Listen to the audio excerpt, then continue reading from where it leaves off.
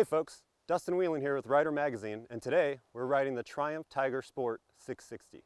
Now, this model is heavily based on the Trident 660, but it's a lot more than just a naked bike and adventure clothing. Triumph really changed the chassis to really fit what this bike is going for, and that includes a steepened rake at 23.1 degrees. And what that really does is allow you to just really throw the bike around. You can toss it into a corner very easily. You can really put this bike wherever you want it on the road. Very responsive, especially when it comes to side-to-side transitions. It just feels very light on its toes, but it's never twitchy. It's always stable. Also, they gave it longer travel suspension, which kind of raises the overall height and also gives you a little more travel at both ends. That's just awesome in terms of having a much taller position and just being more comfortable. It really leans a little bit more toward the comfort side, but just by a shade.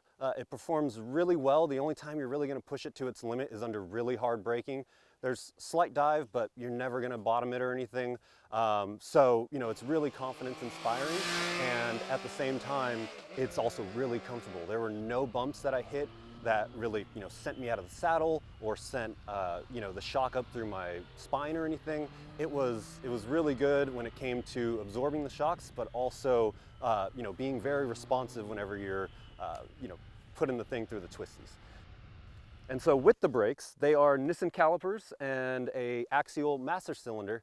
And while, you think that they're not going to have that great of feedback and feel, they're actually really good when you're really hammering on the brakes and dropping the anchor into, into a turn. So, they do a great job of shedding speed for how much power this bike has. On that note, they also move the handlebars back and up just so it can open that rider triangle a little bit. They also extended the distance between the seat and the foot pegs, so it's a really relaxed position, very neutral. You're never feeling cramped or anything, always feeling like you can ride the highway or hit the twisties.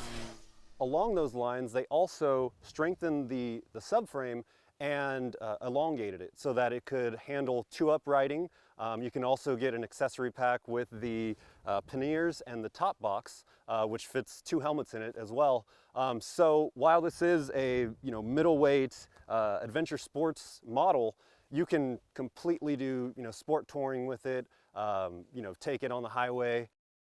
Now, what Triumph did preserve from the Trident 660 is the engine. Has the same power rating, same torque, which is very usable, especially on the street. It's just such an accessible and tractable motor, especially with those 3 cylinders. You get all the grunt that you want. You also get the top end. You can really wail on it, or you can really chug it, and it's so friendly when it comes to tractability and whatnot. They were able to preserve that, and it's really such a great platform when it comes to newer riders, riders getting back into motorcycling. It's just a really approachable power plant, which is great for the market that Triumph is trying to access. Also, there's new bodywork, as you know, adventure styling, and you also have a windshield that is adjustable just by one hand from within the cockpit. So you can really, crank it up if you're looking for more wind protection. You can also push it down if you're looking for a little bit more airflow. The wind protection does cut off at about the neckline, but it's, very consistent, and it's not, really buffeting your helmet too much. Along with the brakes, you also have a pretty robust rider aid suite. So you have a road ride mode, and then you also have a rain ride mode. And along with that, you have ABS, a slipper clutch, and traction control.